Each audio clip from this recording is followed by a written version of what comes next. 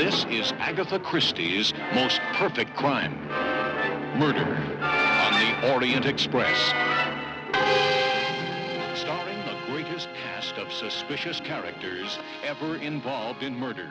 The murderer. When I think of the world's most romantic travel routes, I think of the Orient Express that originally ran from Paris to Munich and Vienna, across the Danube and then to Constantinople. It was the ultimate in luxury travel. The modern equivalent would be the Qinghai-Tibet Railway in China, which unlike the Orient Express is open to everyone, a comparably affordable and accessible option, but equal in legend and a feat of engineering. Closer to the ground are the waterways that, like the Qinghai-Tibet route, is a way of life, an avenue for trade and transport, and a much-needed resource for agriculture. Waterways, particularly canals, are central to many of today's bustling cities, and in fact have been so historically since the days of the ancient Egyptians. In China, many of the earliest canals were excavated in the 5th century and are still in use today. Among them is the Jing-Hang Canal, so called because it runs from Beijing to Hangzhou, a clever play on the Chinese characters that give it its name, and known simply in the rest of the world as the Grand Canal. We've all heard of the Suez Canal, which connects the Silk Road between Europe and Asia, and in the news recently when one of the world's largest container ships blocked traffic both ways for 6 whole days. In comparison, the Grand Canal is 10 times longer than the Suez, covering over 1,000 miles, and as such the world's oldest active waterway.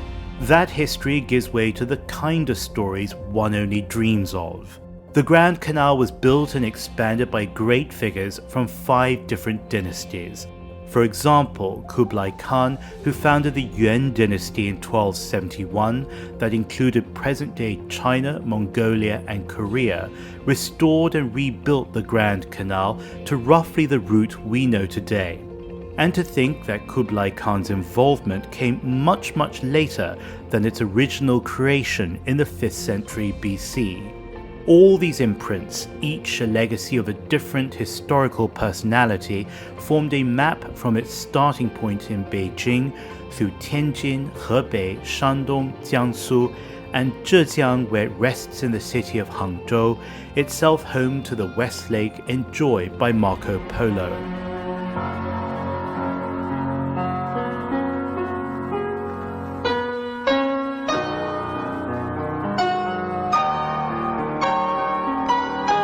Along the way, the Grand Canal links the Yellow and Yangtze rivers, both mighty waterways that have inspired concertos and cantatas and the natural environment to important ecosystems.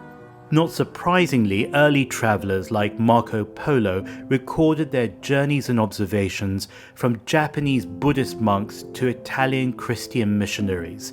They wrote of the warehouses and bridges that lined the Grand Canal, thus showing its importance as a critical source of life and economy. It's now a UNESCO World Heritage Site as of 2014, but only one of 56 such sites in China, like the Great Wall, Forbidden City, Potala Palace, the Wudang Mountains, and Jiuzhai National Park.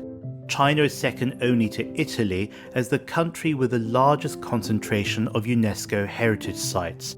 But unlike, say, the Forbidden City, which today is a public museum and no longer the home to emperors, the Grand Canal continues to function as its founders envisioned all those many years ago. In all, 27 cities, 8 provinces, and 58 historical sites all touch the canal, connecting ports along its route, and it's believed that high-activity segments of the canal help move some 75 million tons of cargo every year.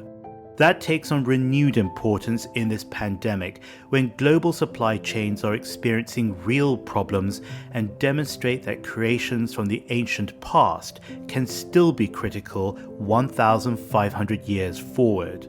The Grand Canal is finding a new use as part of China's South-North Water Transfer project, which seeks to expand access to freshwater resources to arid northern regions.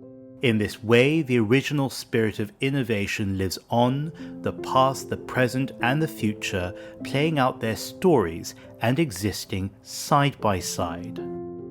I'm James Chau, you're watching The China Current. Follow us on social media at The China Current.